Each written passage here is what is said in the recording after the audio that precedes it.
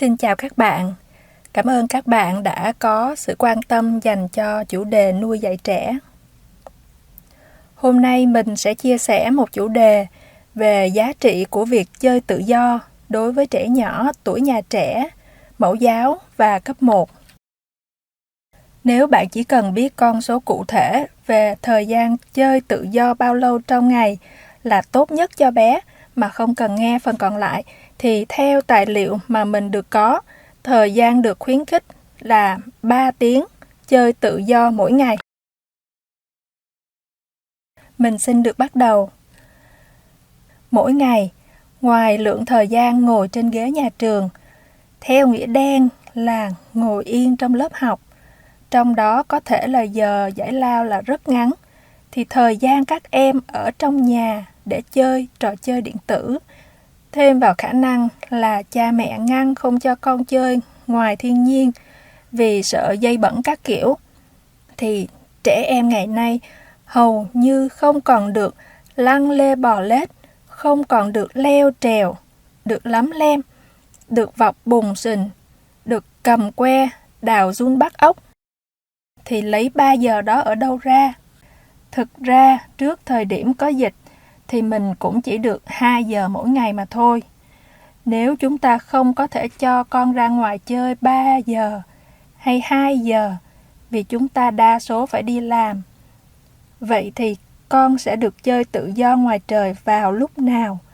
Và sự khác biệt giữa đứa trẻ được chơi 2 đến 3 tiếng tự do mỗi ngày và đứa trẻ không được khoảng thời gian đó là như thế nào?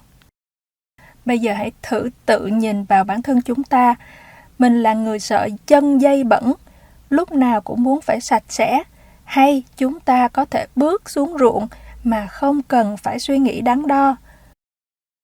Sự khác biệt này được hình thành bởi cái quá khứ được bồi đắp khi chúng ta còn nhỏ.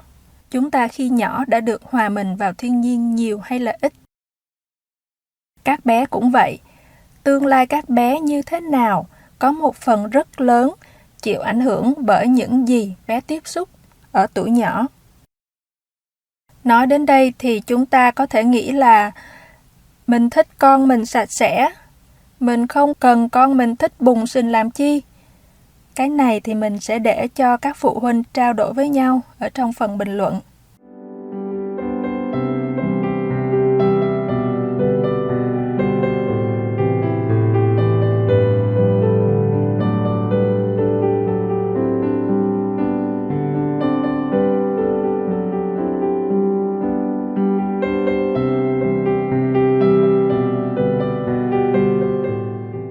Ở các nước phát triển, chơi tự do, đặc biệt là chơi tự do ngoài trời, được cho là món quà mang lại lợi ích cao nhất mà chúng ta, những bậc cha mẹ, có thể dành tặng cho các con.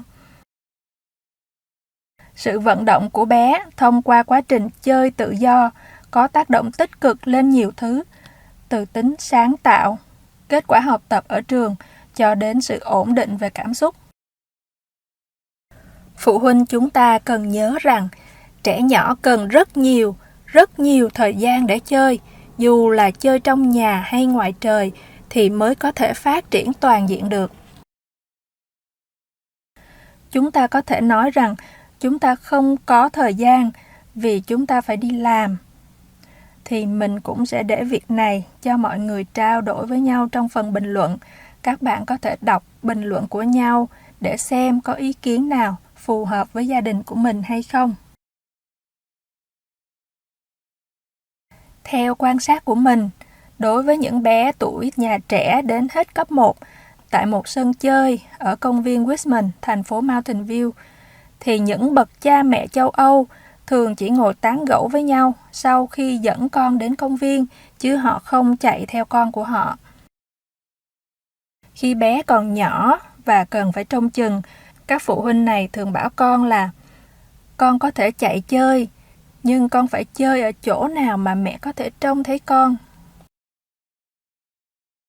Còn khi các bé đã được 4 đến 5 tuổi, thì các phụ huynh thường để con chạy loanh quanh với bạn.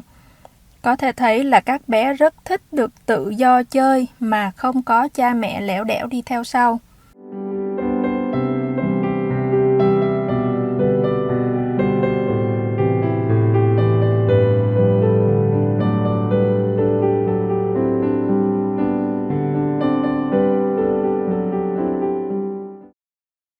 các bé trên 5 tuổi thường kéo nhau đến các bụi cây, nơi mà các bé có thể tìm kiếm ốc sên, những con ong, hoặc tìm đến các chỗ đất ẩm để đào giun. Các bé thích chơi với đám bạn của mình để có thể rù rì, nói đủ thứ chuyện trên đời. Nếu công viên có những cái cây thấp, các bé sẽ thường tìm cách leo lên. Mình thường thấy các bé leo lên cây từ thùng rác của công viên. Thậm chí nếu không có thùng rác, các bé sẽ xoay sở tự tìm cách để leo lên cho được. Ở đây mình nhấn mạnh chữ tự tìm cách, bởi vì việc đó sẽ giúp các bé rèn luyện cho mình thói quen động não để giải quyết vấn đề. Nếu luôn có người lớn ở bên cạnh để hướng dẫn cách leo lên một cái cây, thì còn đâu là cơ hội cho trẻ tự suy nghĩ. Mặt khác, việc ngồi trên cái cây đâu có quan trọng bằng cái quá trình mà trẻ lọ mọ, xoay sở, quan sát và suy nghĩ, tìm cách leo lên. Các bạn có đồng ý không? Hay như việc có được một con giun không hề thú vị bằng cả quá trình từ lúc tìm được cây que, rồi ngẫu nhiên nhìn thấy con giun ngo ngoe giữa đám cỏ trên miếng đất bùn và nảy sinh ý tưởng tìm đến chỗ đất ẩm ướt để đào giun và tự mình đào được những con giun từ chính những cái suy luận của mình.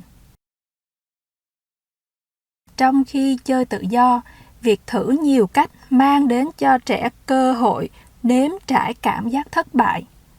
Đó là điều vô cùng quan trọng mà trẻ cần phải học.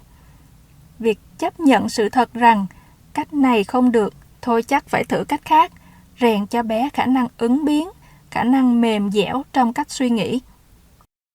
Bé sẽ học được cách chấp nhận sự thật là hôm nay bé không thể leo được cái cây đó, cho bé cơ hội tìm ra lý do mình thất bại.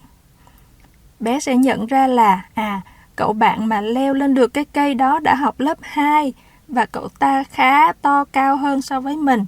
Có lẽ đây là lý do vì sao mình không thể leo được cái cây này. Việc đó mở ra cơ hội cho bé thử lại khi bé lớn hơn một chút.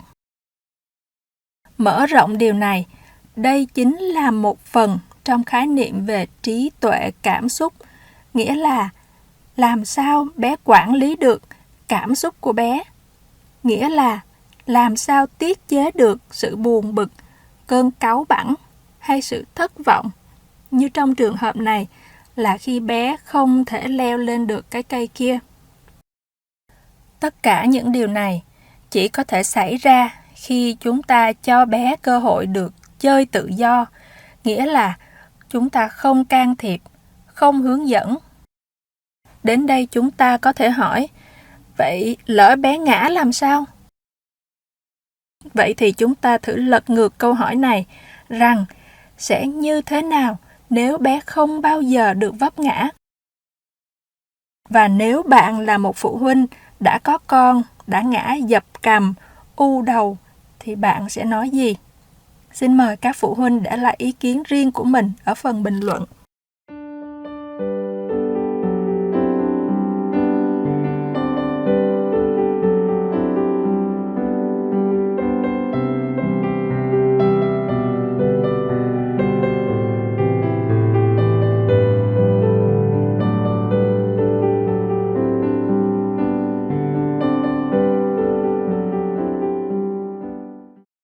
Vậy thì chơi tự do bao nhiêu là đủ?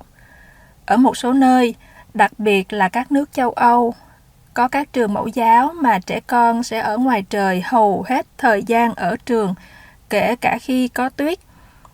Nhưng hầu hết các trường đều không xây dựng được hình mẫu như thế này. Nếu cần một con số cụ thể để các bậc phụ huynh hình dung được là cần cho các con chơi tự do bao nhiêu là đủ, thì lý tưởng nhất là trẻ em nên được chơi tự do ngoài trời không có sự hướng dẫn của cha mẹ ít nhất 3 tiếng mỗi ngày. Đã gọi là chơi tự do thì tất nhiên là không bao gồm các hoạt động thể thao có hướng dẫn viên các loại. Tất nhiên, thể thao là cần thiết, nhưng chúng ta sẽ không nói về chủ đề này hôm nay.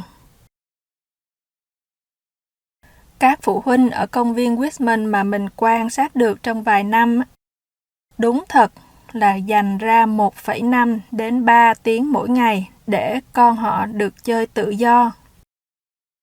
Chúng ta có thể nghĩ điều này thì thật phi thực tế và chúng ta có thể lắc đầu để quay lại cuộc sống hiện thực của chúng ta. Nhưng chúng ta cứ thử hình dung tại sao họ lại làm như vậy cho con họ. Mình không nói đến tại sao họ có thể làm được điều đó. Và những đứa trẻ được trao những cơ hội khác nhau sẽ có những tuổi thơ khác nhau như thế nào. Và tương lai các bé sẽ trở thành những người khác nhau ra sao. Đến đây mình xin dừng phần chia sẻ của mình về giá trị của việc chơi tự do đối với sự phát triển của trẻ nhỏ. Cảm ơn các bạn đã lắng nghe. Xin tạm biệt các bạn.